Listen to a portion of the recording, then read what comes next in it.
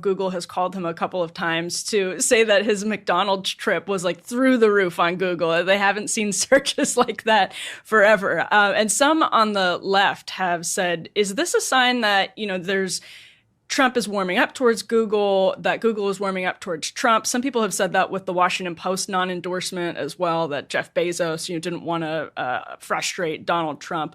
You're kind of one of the antitrust guys. You've really helped the Republican Party get tougher on big tech in particular. Does any of that worry you? Do you worry that Donald Trump would go soft on big tech in another administration? Or is it sort of like what you said before? It's a bigger tent and a new coalition. Yeah, I wouldn't be too concerned about that. I think that, some of those big tech giants ought to be a little bit concerned because their behavior has been exposed. You mentioned kind of my role in that. When I was Attorney General in Missouri, we brought that Missouri versus Biden censorship lawsuit that exposed, even before the Twitter files. This was before Elon Musk bought Twitter. It was further amplified by the Twitter files. But what we found in the discovery in that case, this is back in 2022, was shocking. I mean, you had direct communications between high-ranking Biden administration officials with, vice presidents in these organizations that could control content. Take this down. Okay, we'll do it. What else can we do? I think kind of COVID exposed a lot of these excesses. People were shut down. They were shut out. They were tried to be silenced. The kind of counterculture tendency that a young person might have to be a contrarian. Look, the Democrats have adopted this position along with some of the biggest companies in the history of the world to kind of shut down and silence people. And you hear Elon Musk talk about it, JD talks about it, and others. But I certainly saw that firsthand in that lawsuit. So I'm not sure what their game plan is afterwards. But to the extent they're working with government or abusing their own rules to shut people down, they ought to be concerned because we ought to have some reforms in that regard. So nothing super explosive there, Ryan, but I do think some of these questions about Donald Trump's closing message involving, talking about getting buttered up by the Google CEO and cavorting with one of the most powerful men, if maybe the most powerful man in the entire world, a massive government contractor, somebody who's benefited from a lot of taxpayer subsidies, like Elon Musk has. It's a tension for sure in his messaging. And the other thing Schmidt said is that it feels, quote, more like 2016 than 2020 to him on the ground. He feels like this campaign is going in the right direction for Trump at the right time with about a week to go. And that's similar to what Shelby said she's hearing from the Trump camp internally. They're, quote, cautiously optimistic is what she reported here earlier in the show.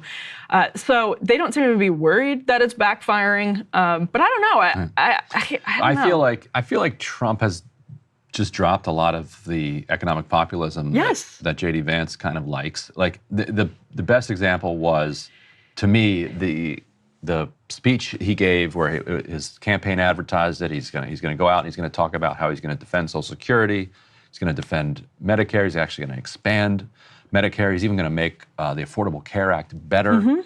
He's going to do tariffs, he's going to crack down on people who are ripping us off with our trade deficit. That was the theme of the speech, and it was written, and he read it from a teleprompter, but he would pause on the teleprompter every now and then to do a riff on the lurid details of victims of crime by illegal immigrants. Right. And when he would pause there, he would pause for a half an hour and just go in on that point, that issue, and he would become animated. Like, you could tell, like, this is the thing that was really getting him excited, and he felt like the crowd was with him on this one. And then he'd get back to, and I'll bring down your co-pays, and I'm going to go after big pharma, and I'm going to. It actually reminds me of the Harris campaign in a way we talked about earlier, that they get really animated when they're talking about how Trump is a fascist, and then they kind of we'll get into the meat and potatoes too. Everyone is really. I mean, it's understandable, right? Like, everyone feels like this is an existential moment. And so they get really caught up in those particular arguments. Yeah, and my right-wing populism can either be like this economic, nationalistic part of it that, Steve Bannon has talked about, or it can be the other Steve Bannon element, which is just going after the other. And it feels like that they're leaning into the other.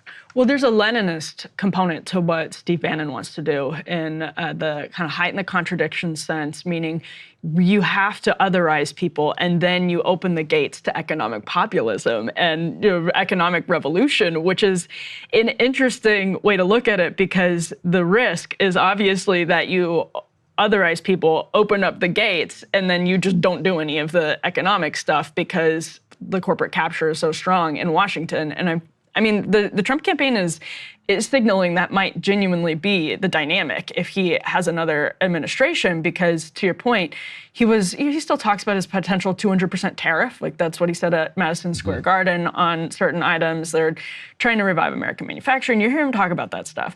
But Stoller actually went back and looked at his speeches from 2016 and compared them to his speeches in 2024, and you can see pretty clearly when he pulls out excerpts that the economic policy, the economic populism of 2016 is muted this time around. It is just not a central feature of the messaging like it was in 2016. Right, and Democrats were always dismissive of it and would joke that economic anxiety doesn't have anything to do with why people are supporting Trump, and that it's actually just code for racism and bigotry and xenophobia, but now you don't even get the code.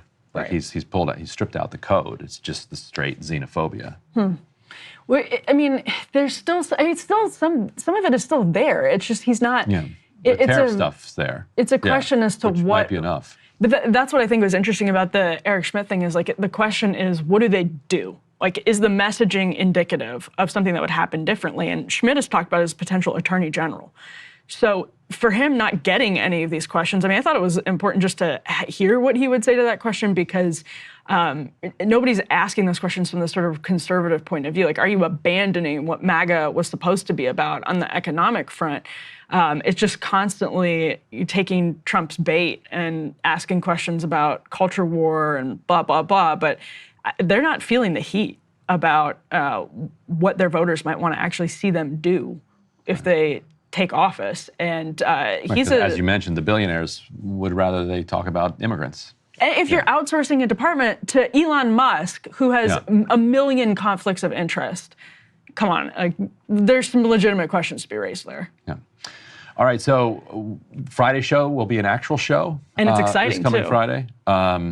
We'll have Crystal and Sagar as well. We are kindly hosting. Last Friday before the election. We're kindly hosting. We're going to do a real show. We extended an invitation to Crystal and Sagar out of the kindness of our own hearts, and said, hey, you guys, we're doing this show. Join us. You guys want to come on? We'll get their take. They have good get takes. Some exposure. Yes. It'll be good to get them in front of people. People want to hear what they have to say, I'm sure.